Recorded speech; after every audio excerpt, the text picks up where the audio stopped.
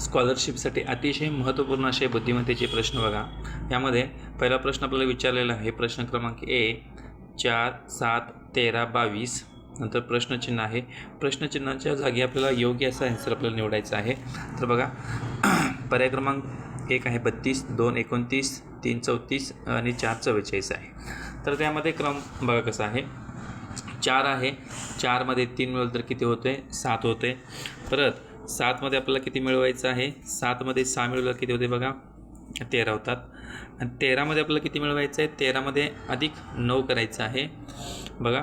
आणि 22 मध्ये बघा 22 मध्ये आपल्याला किती मिळवायचं आहे, 12 मिळवायचं आहे। म्हणजे अशा प्रकारे आपलं 3 1 3 3 7 3 3 9 3 चौक 12 म्हणजे 22 आणि 12 आपल्याला 34 येते। पर्याय क्रमांक 3 याचं उत्तर बरोबर आहे, हे लक्षात ठेवायचं आहे।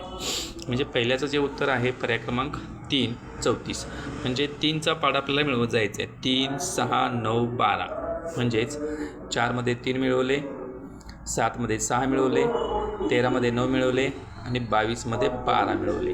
अशा क्रमाने आपल्याला हे जायचं आहे।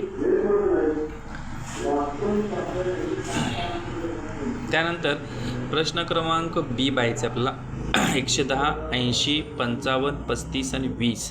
तर पुढे आपल्याला येणारी संख्या आपल्याला निवडायची। तर यामध्ये आपण जर क्रम बघितला तर संख्या लहान होत चाललेली आहे बघा। यामध्ये 110, 80, 55, 35। तर यामध्ये पहिल्यांदा 110 आणि वजा 80, 110 वजा 80 आपल्याला जे आन्सर मिळणार आहे 110 वजा 80।